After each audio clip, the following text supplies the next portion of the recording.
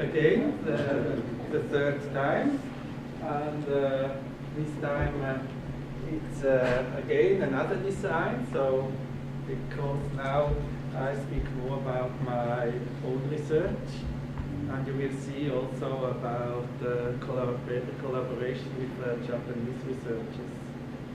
And thanks to your invitation, two of us are here now, so maybe we can continue this collaboration. And Morimoto-san said I could also introduce Gabriele Garcia, but probably most of you now know her already.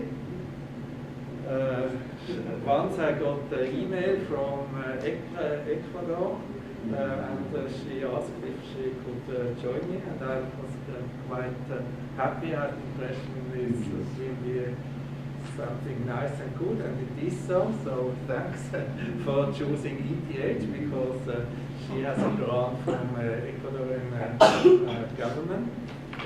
And finally, after a year, I also managed to increase it a little. Yes. And her main topic is standing work. And okay, so why this question, does a classical office chair restrict the movements? In many countries, actually, ergonomics, human factors, kind of lost interest. Nobody, and for instance, my institute was closed and many others were closed. But nowadays, actually, we notice that the workforce gets older in many countries. So actually, and for instance, I wear glasses, and with glasses, I'm like a normal person. But without, I have serious problems.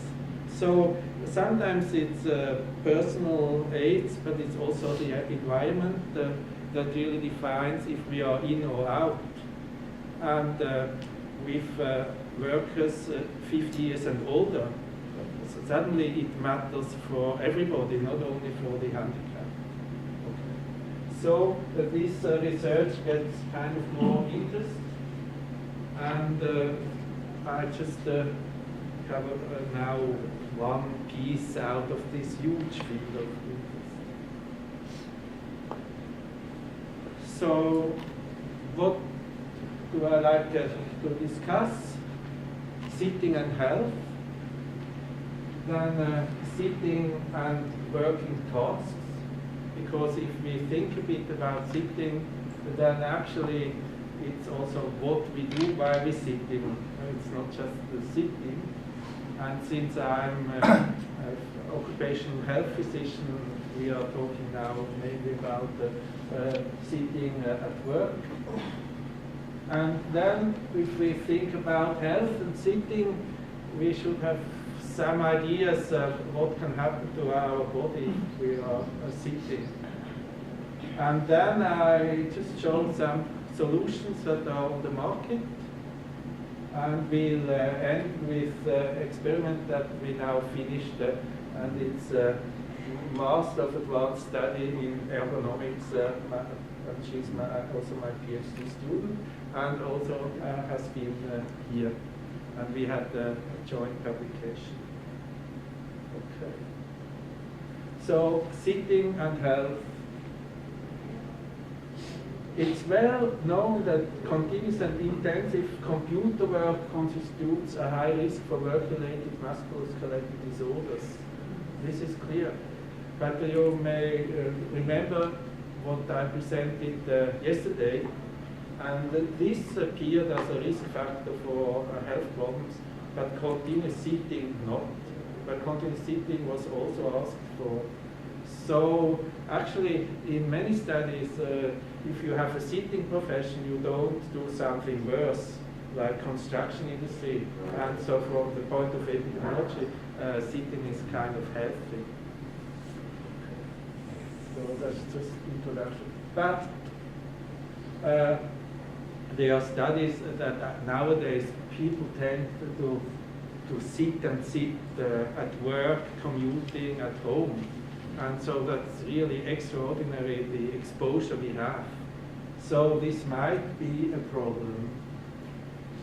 And since a few years actually, we know that cardiovascular diseases and also overall mortality strongly correlate with sitting.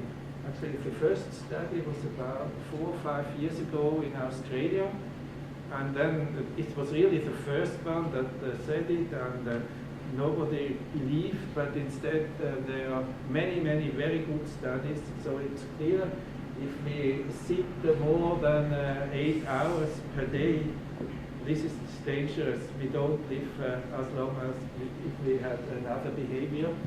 And what is also shown that if you sit 8 hours and do sports still is healthy, but does not really counterbalance this effect, so it's still measurable. So from this point of view, it's clear we sit too much. And this is from the web, sitting is killing you. And it's true, but only if it's like more than 7-8 hours per day. And it cannot be compensated by higher activities. And then also sometimes we think that long sitting, immobile posture is a risk factor. And that we know. So immobile posture is a sitting, so it is immobile sitting that's a problem. So that now it comes to the question, why would we sit immobile? Do we need a moving chair? And do we move on a moving chair, or don't we move? Is it better to have a chair like that? Maybe we move better on a chair like that. So that's a question. At the end I will present some answers. So actually I start with like stories about sitting and working tasks.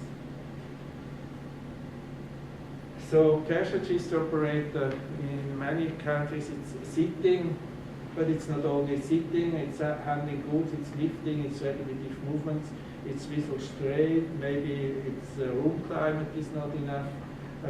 There's stress from unfriendly the client because there's so much work. So if this person has health problems, probably it's the task and not the sitting. And then this is the precision assembly, and also here this posture is always the same, and we need a very clear distance eye hand to see precisely. So actually the immobility comes from here and not from the seat itself. And again, also here it's more clear because now we have an instrument that gives the position of the head, but also before actually it's vision properties that give the position of the head. Only here it's visible, and in the other case we know it's like that. So here we have a constant head posture, and then also some risk for the head. And for these, it's clear and it's proven that this is risky for musculoskeletal disorders. And then, of course, if it's combined with vibration or with other tasks, then it's risky. So maybe also in the wheelchair, yes, you have this with the inclined position, then maybe sitting becomes stressful, but if it's flat and easy, it's not stressful. And this is from my own old study, and it shows that it's possible to have a view from the point of view of sensory motor control and reflexes. because this is kind of three typical sitting postures that you will find in ergonomic textbooks. Upright, slightly inclined backwards and inclined forwards, but the hands supported on the table.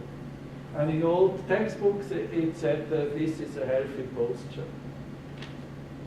But where do we have most relaxation? So if we have a stressful task and should not have too high tension in the neck muscle, because neck muscle, we have often problems.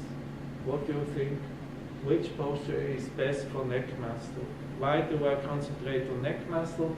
Because from a clinical point of view, there are two locations where we often have pain and muscle inflammation.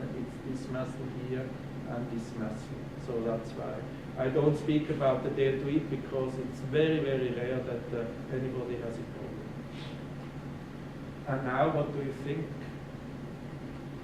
And most relaxed is clearly this, because even in newborn you have a reflex that if you have some head inclination, this causes by reflexes direct relaxation of all the extensor muscles.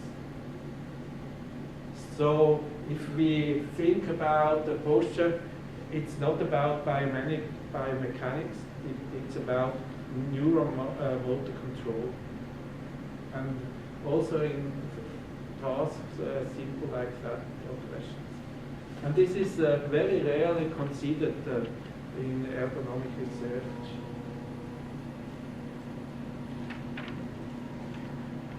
So summarizing, most often the physical load is mainly dependent on the working task. Epidemiological studies repeatedly show that sitting is not a risk factor for musculoskeletal disorders. So if we think about musculoskeletal disorders, actually we should concentrate on the task and not on the sitting probably. But still, let's have a look. So what could be a problem when sitting? And this was written in Padua, 1713, in Latin. Who made me know about this book? It was Katsu Maeda from Japan. And here, this man described many, many occupational diseases. Actually, even all of them. Yes, also homework and things like that. And what is it about sitting? He described the health problems of the clerks where they would sell and buy merchandise, and they needed to make notes, needed to make the calculations, and so they would sit continuously. They have continuous hand movement, persisting mental attention, and already at this time he distinguished the 2 points: avoid mistakes and just to make arithmetic calculation. So two kind of psychological or cognitive stress. So I think he's still more modern than many occupational psychologists. And then what is the symptoms if you do such a task? Obstructed intestines, liver, kidneys, and stomach.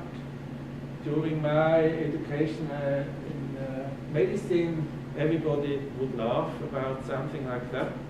But now we have this situation of increased mortality, and we don't really understand why. There are some concepts there are very complicated, so I don't present it here. But surely, in a way, it impedes blood flow, and also you are measuring blood flow in the wheelchair. Surely upward body and fatigue of muscles and tendons of arm and head. So this is a description of constrained sitting work several hundred years ago. Okay, so I want to discuss shortly muscle, tendon, cartilage, low back pain, and heart. Can it be that it's negatively influenced by long-term sitting? So about the muscle, actually only cover some aspects. So with tasks like that, actually it's quite often that pain develops here. But from a biomechanical point of view, actually the load on this muscle is very, very low. Maybe 3% of maximum force or so. So why should there be any problem? This must be due to neuromotor control, and I will come to that. And again, I come to an old friend, to Katsumaeda. This is a very, very good graph. It describes all the risk factors that can lead to pain, to fatigue, to mental fatigue, to eye strain, and then in the end also to headache, difficulty in concentration, and so on. It's a very complicated graph, so I will not discuss it now. But it's really one of the very best that exist, and it was written 1977 in Japan, and I'm so happy it was in English. Because you had other authors that did write similar things, but it was only in Japanese. Okay. So actually that was also the start of my education, in a way. Okay, now we have, nowadays we have some physiological proof that this Maeda's concept is true, and we call this concept Cinderella hypothesis. And Cinderella, there's a fairy tale, and Cinderella worked all day long, and she was the first to raise and last to go to bed, and none of the other sisters would help. So like in a muscle, there are many, many motor units, but actually it seems that always the same motor unit is active, and it's not that if this motor unit is fatigued, then the others take over. If on higher force level this happens, but it seems that on low force level this doesn't happen. So actually the question is, have we complete relaxation? Yes and no. And if we only have nearly complete relaxation, then the one single motor unit that's always active is still active. And the idea is kind of older, but on a conference, Haig called it Cinderella hypothesis, and actually giving this name really helped that research started. And also we in Switzerland did that, and I show it here because it's together with Teruyo Kitagawa Tsuchimura. It's a pity that she couldn't make it to come here. She will be here later. So with her, and you also use EMG. So with her, we have this needle, and here within is four very thin wires, and we put these wires into the muscle. Actually, one set of wires would be enough. That was only quality control. And this is a historic picture, not a sharp one, sorry. It illustrates that there was good rest for the arms and hands, and the task was just tapping one key. And now I show you the result of 2 persons.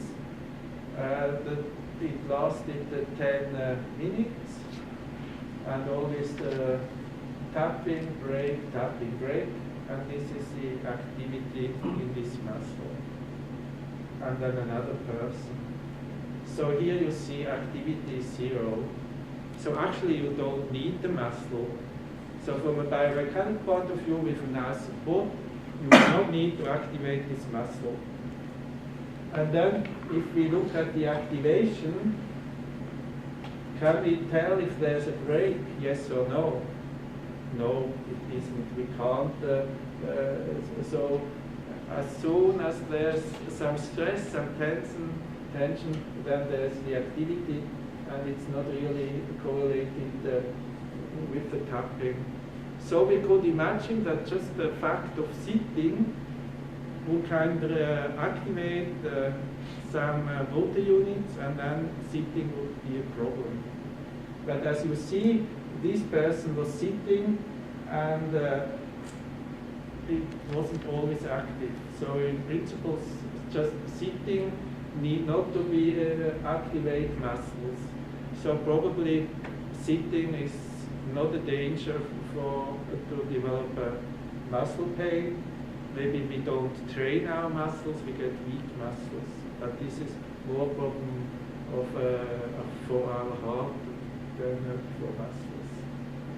And then with her, actually, that's still with Teruyo, we identified single motor units from these wires because each motor unit has a different electrical signal, and if you work together with electrical engineers, they help to separate these signals, and then this is now the same experiment as before, but for each motor unit it shows is it active or not, and then we see that this motor unit was active throughout the 10 minutes.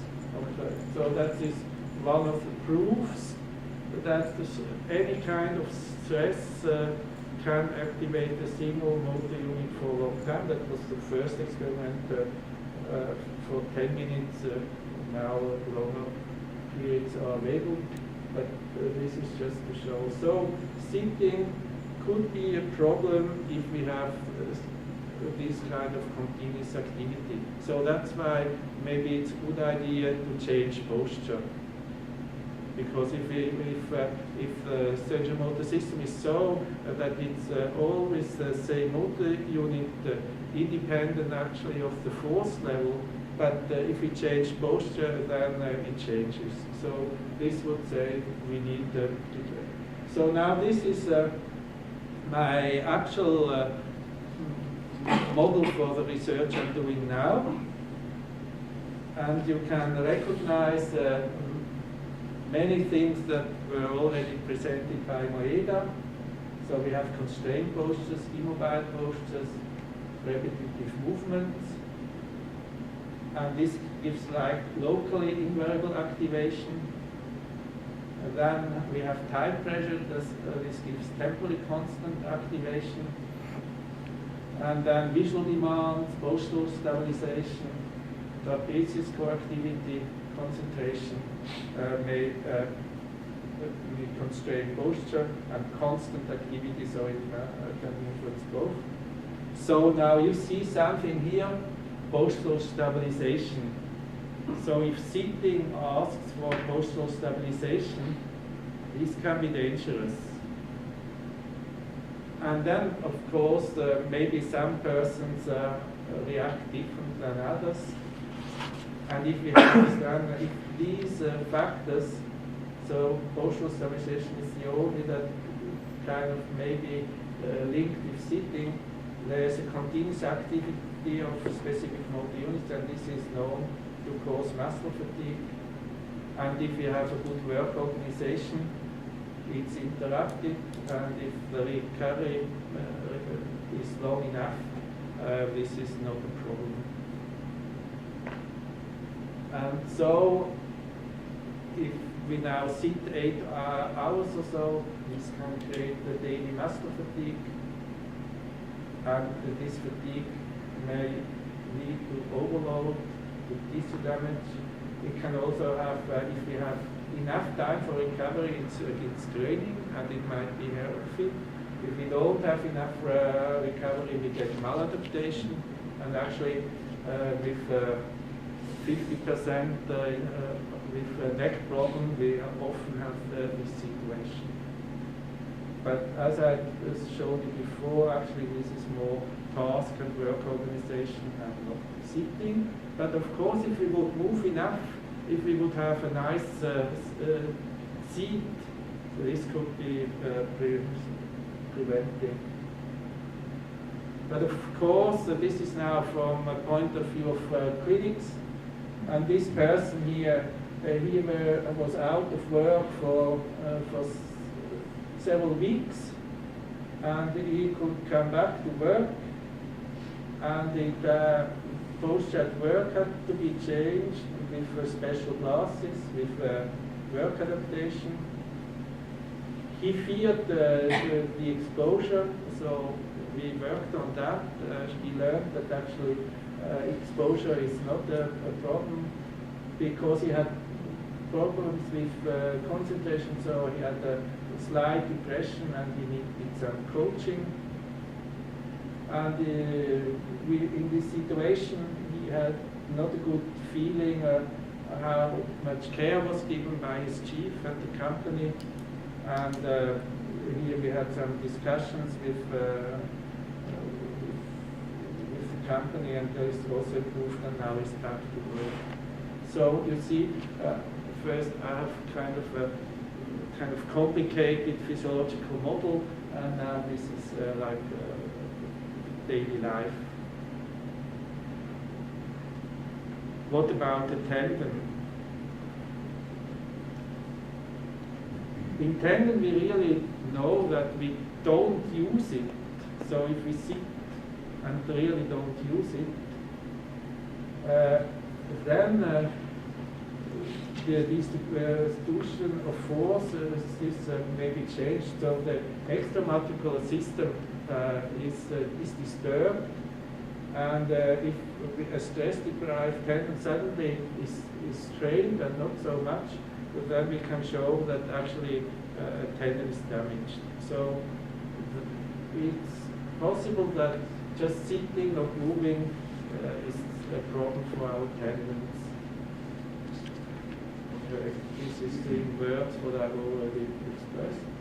And then if we use it too much, like with tapping or so, then these ladies have trained, their staff actually has trained many rats to make repetitive movements to get their food. And then they have seen exactly the same what happens to the workers doing repetitive tasks. Inflammation, degradation, and also they really proved Maeda's concept, because this inflammation also causes some humoral releases that cause depression. But in sitting, actually, we don't move too much. But tendon constrained postures, that also was the start of collaboration with Masaru Nakaseko. So this analysis of keyboard was by Masaru Nakaseko. And it's that this angle is really maximum deviation, that's not very helpful. Cartilage. It's very clear that the cartilage needs oscillating hydrostatic pressure. Only this keeps it alive. If we don't move it, then this is a problem. So I haven't seen much literature about the effect of sitting on cartilage, but it's possible that it's dangerous. And I guess it's overlooked, because what is dangerous, if you just have like this alter cartilage mechanism and don't use the joint, it doesn't matter. But if you always sit and then you make a real hard hiking trip, then your cartilage is not ready for that. Low back pain. This is very complicated, and it's something about the balance between demand and capacity. And also here we can have a very complicated model. And from clinical practice we know that all these factors play a role. So physical performance, behavior, fear, work organization, work conditions, social support, health perception. So no wonder that sitting is not the main factor provoking back pain. Actually, as I told you, sitting means you don't have a worse occupation and it's protective. So also here, there is not the time to go into the details, only the message is it's something complicated.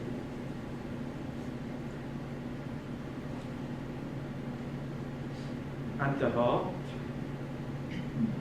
Actually, this is complicated too, but the evidence is now so strong that I could bring many other, and this is a very big prospective cohort study, and that was the adjusted hazard ratio and confidence interval, and especially for all cause mortality, also the confidence interval is rather narrow, and it's always like that, like 1.4 or so, and that's quite a big risk.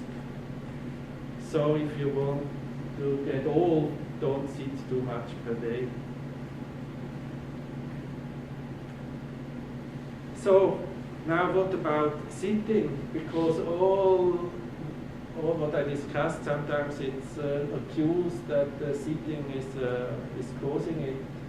I think for the muscle it's really the task, for the tendon the task, it's repetitive movements, constraint posture, and for the tendon especially also lack of activity. For the cartilage maybe it's not so easy to know if it's sitting or not. For low back pain also multi-dimensional complex, and it's the occupational task. Heart mortality it's sitting, but here then it's a summation of sitting at work, at home, and commuting. So how should we sit? What is proposed? Actually, in Switzerland, my students think that is best, and if they think over, they don't like it anymore. Can we have a discussion with some English? So, maybe, how long can you sit in this position without pain? Can you give me a number? How many hours or minutes? What is your guess?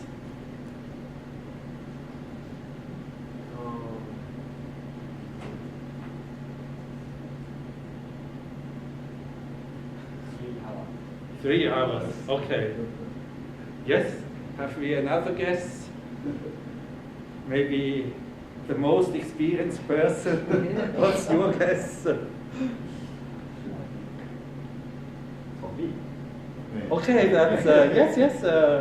More than 4 hours, but usually 1 hour. Okay. 1 hour. 1 hour. Okay. Yes, I think myself I can do it maybe 10 minutes. Because you really need to stabilize. And if you are a sportsman, of course you have strong. Maybe Gabriela could do it longer. If you have trained muscles, or if you train it, then I think you can do it 1 hour or so. But without training, this is very hard. And also you need to stabilize here. Okay. You know, you have this experiment about the wheelchair. And if it's tilted, then it's something like that. You don't have so much help. You must work yourself. So here also you don't have help. And then there are other solutions. Some people think, oh, this ball is kind of too unstable. Make it a bit more safe, but still very mobile. Then some people pretend that best is riding on a horse. So it should be like a horse saddle or something similar, or maybe more fancy design. And then others say, oh, it should be a very sophisticated chair. Then now it's very popular to say we need sit-stand workplace. This is one example. This is another. Actually, there are also examples where here you have a treadmill, so that you work on the computer like that, doing sports. I think that's very hard to have a clear vision where you're moving. And maybe it helps thinking, but I prefer to walk around a bit, not to stand on a treadmill.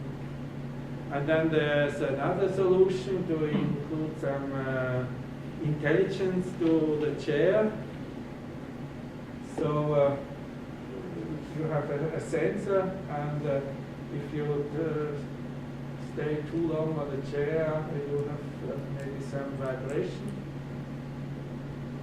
And then there's a masterpiece from Austria, and we thought, oh, probably you don't like to be interrupted during your work by a vibrating chair. And so he constructed a nice flower, and if you sit too long, then the flower loses force. Okay, so I think, yeah. Sorry, could I just mention one type of sitting posture that you haven't mentioned? Yes. And that's on the balance chair. Yes. Where you are perching, essentially you're not. Yes. The stress goes onto your knees because the chair has got two planes like Yes. this. How do you feel about that? Because that is, I suffer from a bad back. And Yes. I use the balance chair extensively, partly because the basic principle of the balance chair is to correct your sitting posture to start with. In other words, to make you sit more upright. Yes. The problem with the balance chair is that the stress goes on the knees. Yes. So if you sit for a long period of time, the stress is very heavily on the knees, even though your posture might be correct. But I just wondered what your views on the balance chair were. I think you have given a perfect description. And if I don't know the condition of a person, then very often actually knee problems will be something that occurs first. So I will never recommend a balance chair. But if it's clear that you have back problems, then it might be a good solution. So actually the company asked me to make an investigation, and I said, oh, you will have a negative result, so please don't ask me. Yes, that's a bad balance chair. Yes, but actually your description was perfect. And you know, in Germany, one of the most prevalent operations is to give artificial knees. Yeah.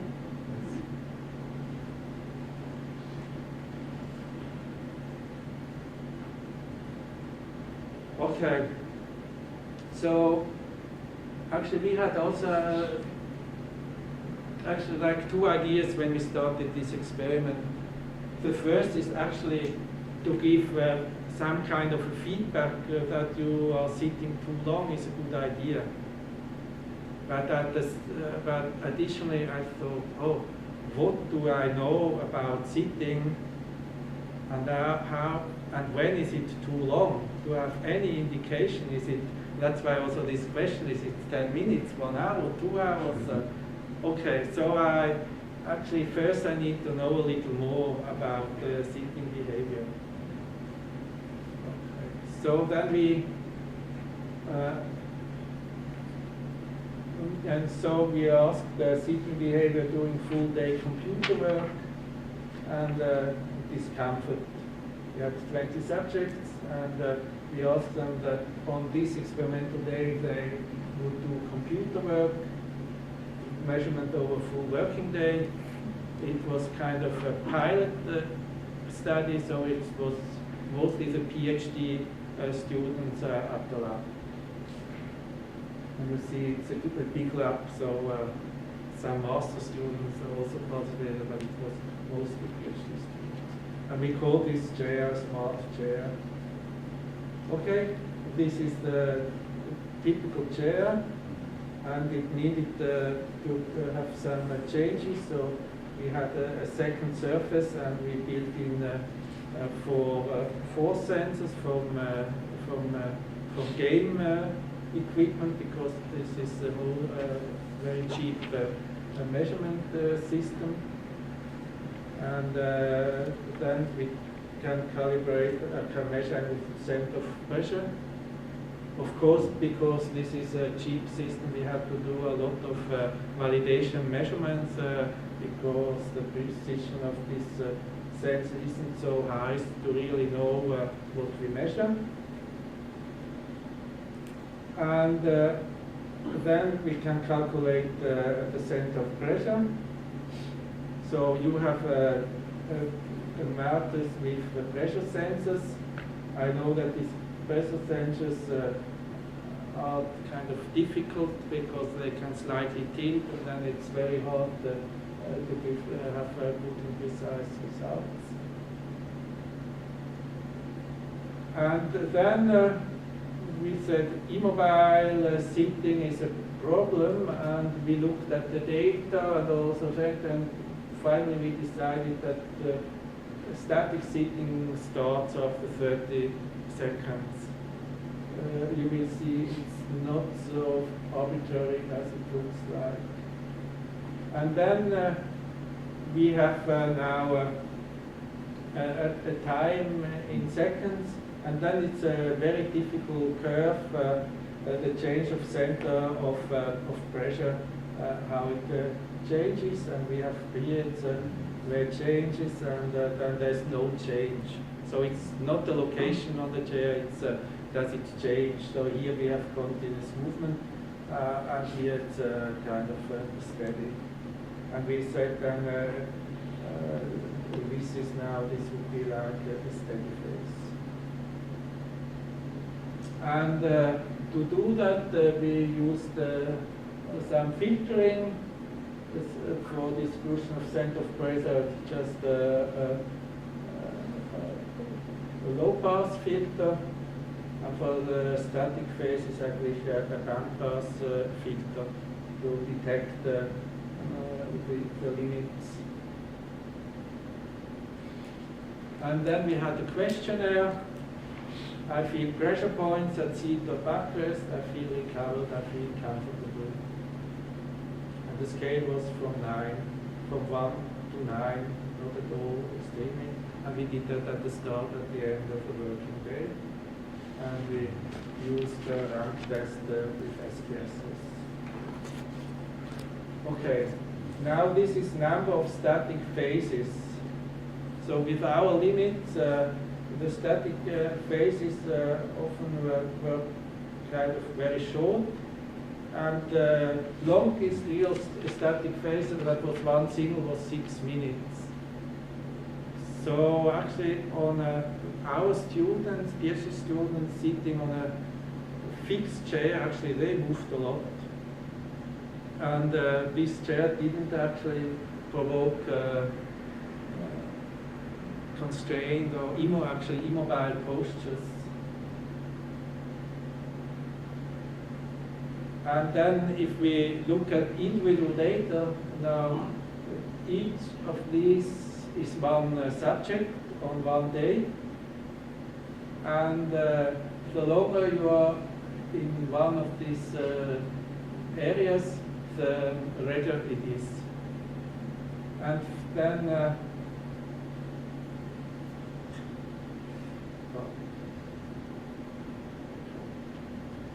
then for instance, these two subjects, this person actually, he really had a kind of immobile posture, always in this area. And this person had very variable. So actually the persons behave differently, and actually Corinne did know the persons, and said, oh, this behavior must be this and this person, and it was so.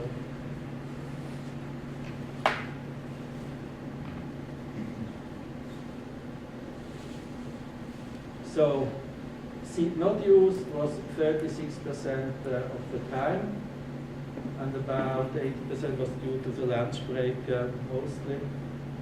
Backrest was less used than the seat. So this so-called static phases, it was many, and the real static phase lasted a very short time. Average length of phase with static sitting like 3.1 minutes. And now this partly contradicts our feeling and also the literature. But so it's important to note that the center of pressure and internal force vectors may move while sitting posture may appear to be stable. For instance, in the wheelchair with these 2 points, there are many postures possible to have exactly the same figure on your seat. Also, you know, here I can stand like that, or can do like that. And when I made the discussion before, I was really in the microscopic level about fibrils. So if I just change a little, actually, from the point of histology, other part of my body is involved. So maybe sitting on a stable chair means movement for the body, because our heart, and this is like a half a liter of blood with each stroke. So that's so we always contact also with breathing. So my conclusion is if you have a stable surface, then your body can react.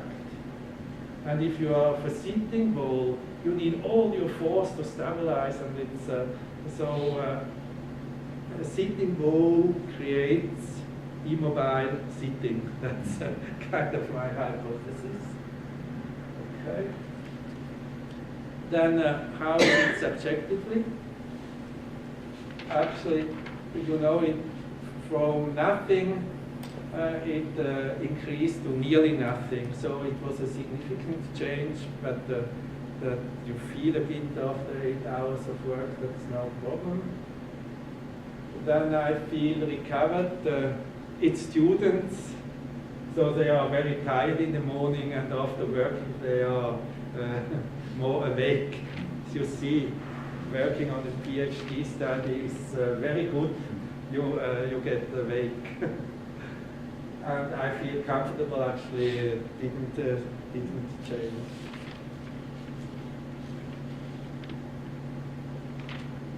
So on a stable seat, you can move, and you don't need to develop discomfort. And they had a good sitting behavior. So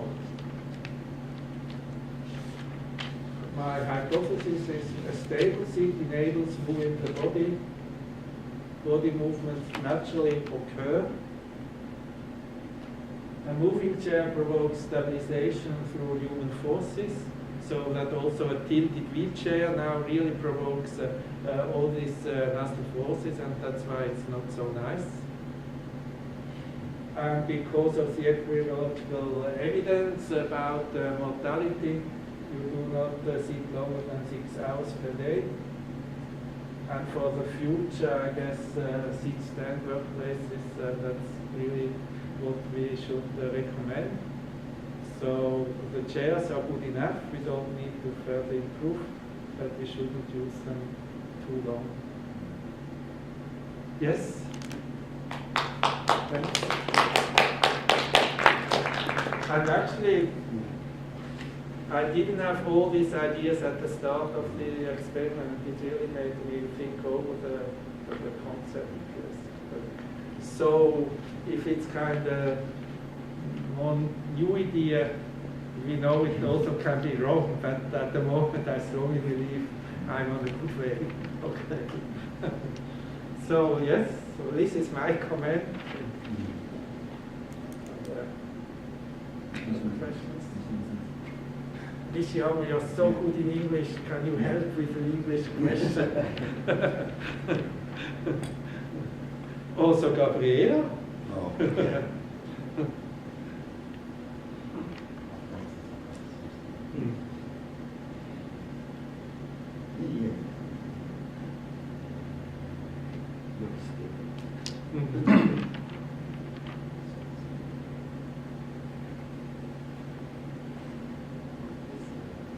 Yes.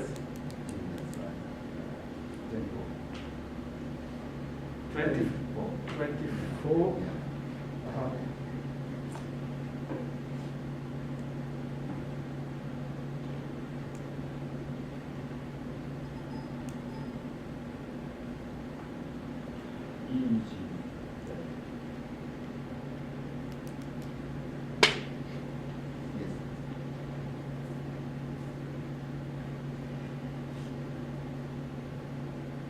Yes.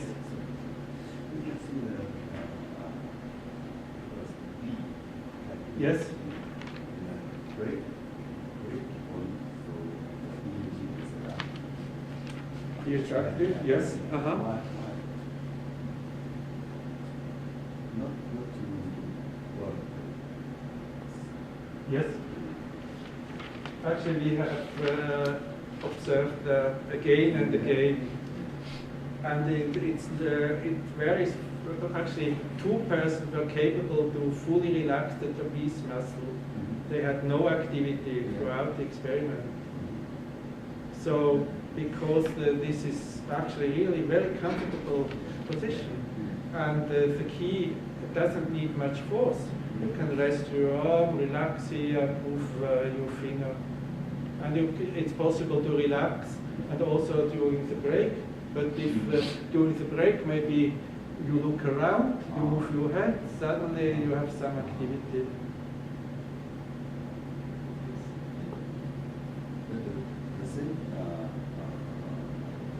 So this is actually intramuscular EMG, so probably this is one motor unit and this is the second motor unit, maybe this is maybe heartbeat.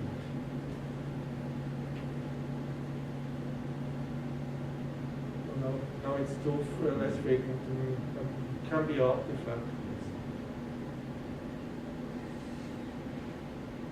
Yes? So, subject A. Yes? In subject A, all the time, trapezius muscle is active. Yes. So, subject B, why? But sometimes it's not active. This is a typical human behavior because, for instance, if you think something, there are some muscles that are really correlated with emotions. So already in 1920, when there was kind of start of EMG, they found out that if you do arithmetic calculation, the extensor, trapezius muscle and frontalis muscle react. So you can't, if you do maybe, if you are very good in yoga, you are capable to think without contracting your muscles, but normally, often, yes. Also, if you have a supervisor that is controlling you and you feel this control, normally it goes up.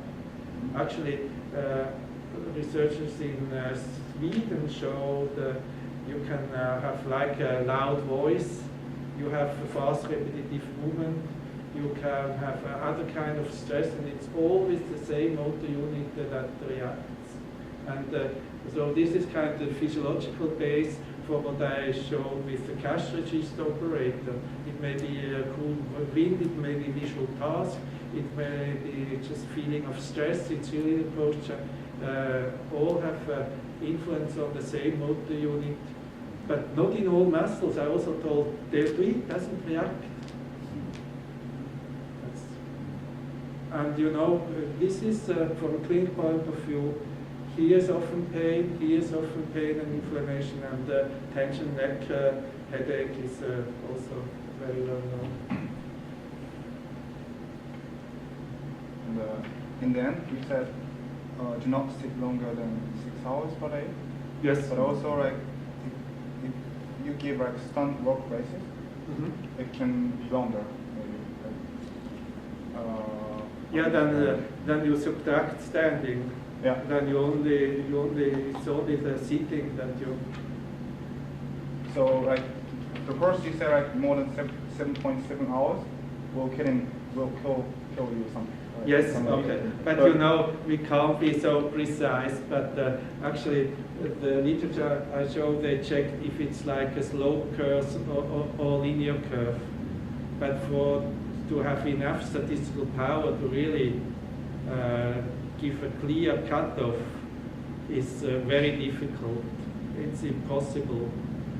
But it's clear that a kind of slope exists. So there is, after a while, it really, the risk increases. But I think we will never know if it's after 6 or 8 hours. But after 8 hours, it's very sure, and after 6 hours, it's kind of probable. So like 8 hours in a row, or like? Oh, totally, 8 hours totally. Oh, okay, so maybe 6 hours at work, 1 looking television, and 1 hour commuting. Okay. So it doesn't matter like how many hours you mix with standing posture? Doesn't matter, just the amount of sitting. Actually, that's also what is new, that we know since 5 years now. We know that we can just add up sitting, and if the sum is too long, this is dangerous for life. But how is gonna cancel like after 24 hours? Like 8 hours in a day, but next day? It is all epidemiological studies, so that it says if people most often spend more than 8 hours per day in sitting, then this is dangerous.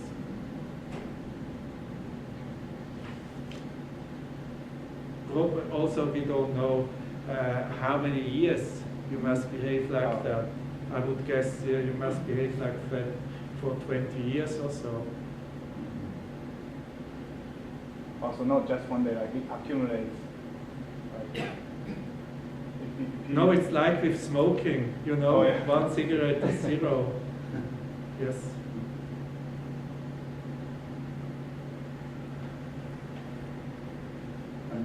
Yeah. Related question. Would you like to show again the conclusion of slide? Yes.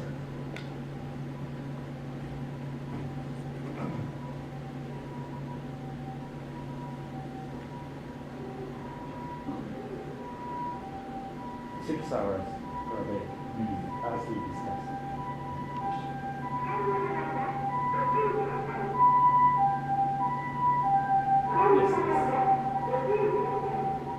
For me, it sounds very sudden, your conclusion about 6 hours.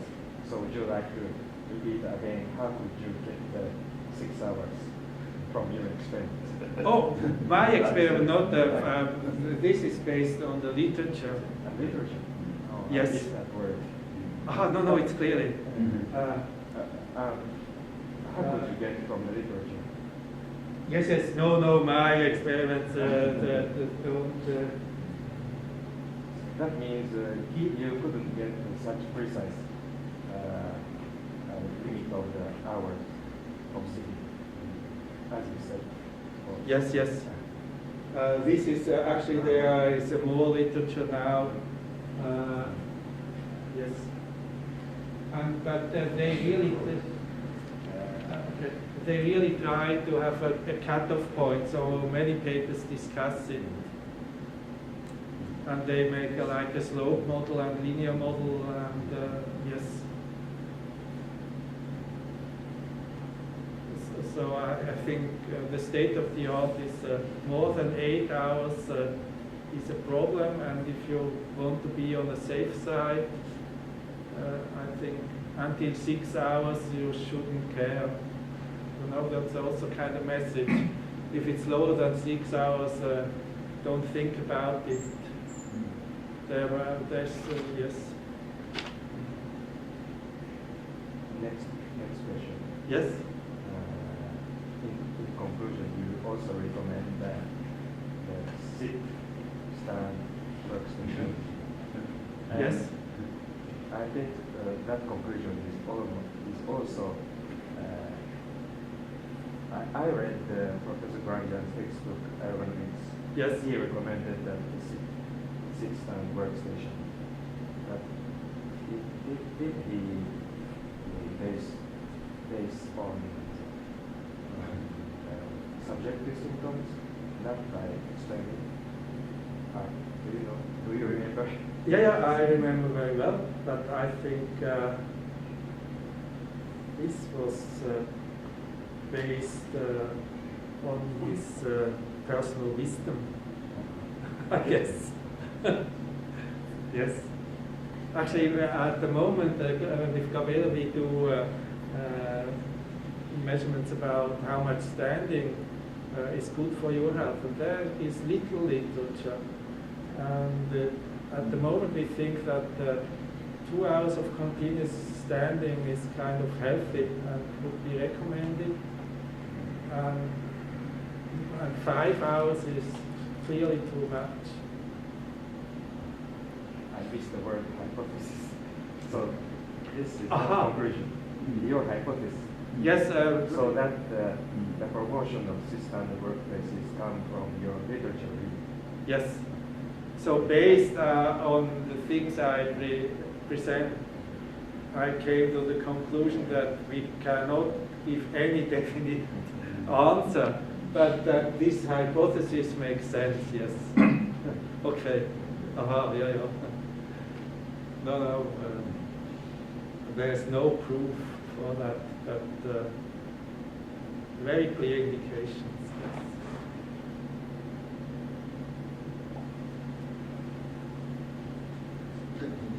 So how do you think like that it can you can apply to wheelchair users?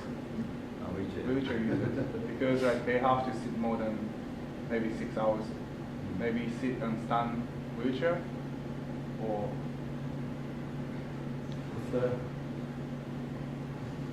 yes, I had the same. I was also thinking about that, especially we don't fully understand why it happens, and that's this increased risk. That's why also I showed this paper by Ramazzini, who was thinking about impeded blood flow and things like that. You know, if you have some kind of stasis, then the properties of the blood can change. But so there are several ideas, and actually there are also heart surgeons that have a very precise idea why this is true. I think it's biologically really plausible what the epidemiologists have found. So, but still then to make some conclusions how to really behave. Yes. So maybe this compression of this area might be really one of the problems. So avoid this, or help to avoid. Yes. so maybe like we have to let them stand and sit again. Or maybe yes, also yes. And of course, it would be nice to know if they are weak, if they should just for 5 minutes lie flat, and then yes, be active again. Or yes, or maybe if you are tired, don't fall asleep in your wheelchair. Yes, try to really have a flat rest or something. That would be my practical conclusions. Thank you. Yes.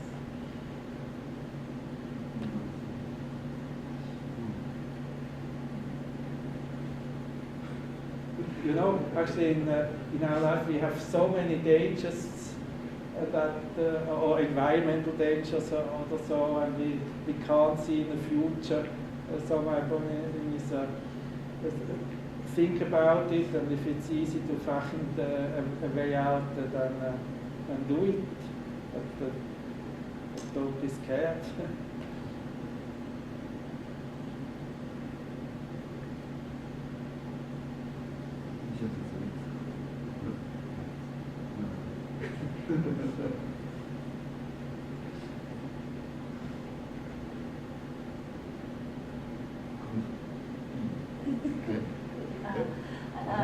Thank you for the lectures. So this is not my specialty. I couldn't understand all, but I have a question if you have advice.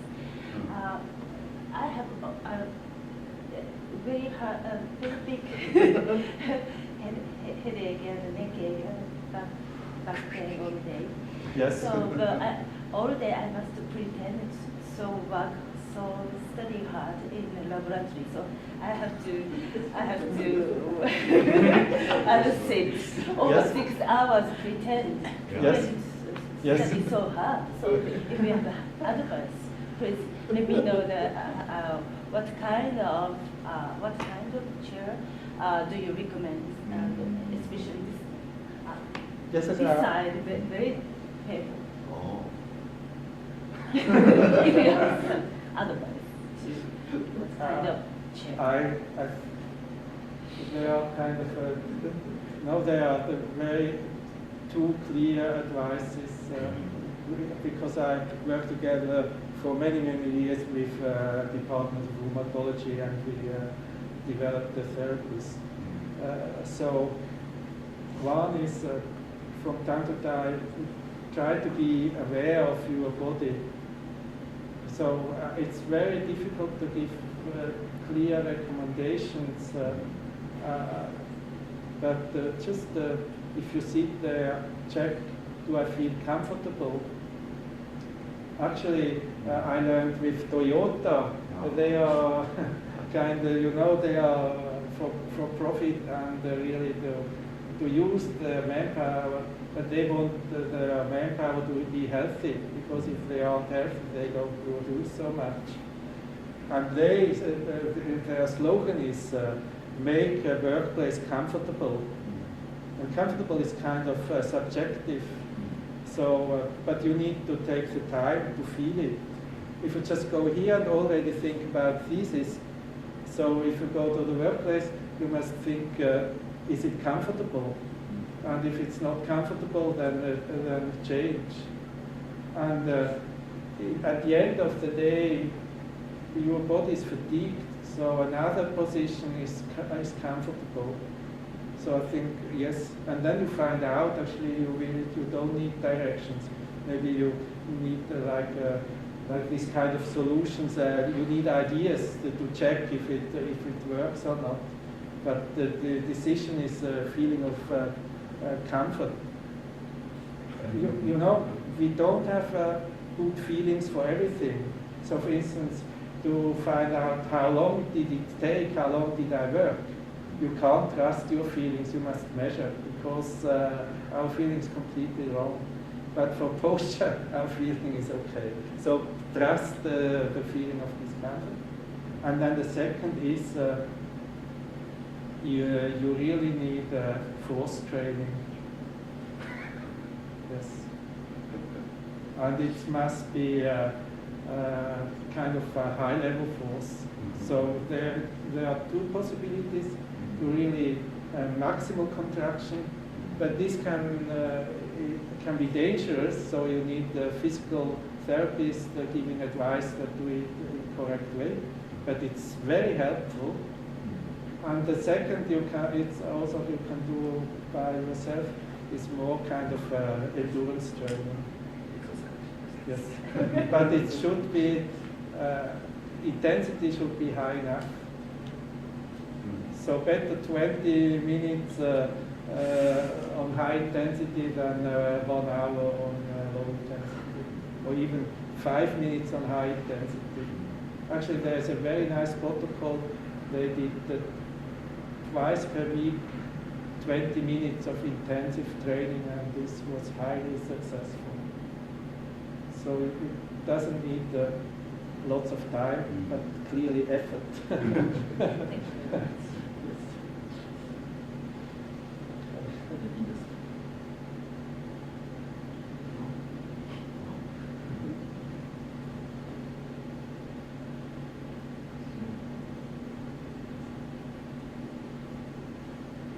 じゃあ終わります。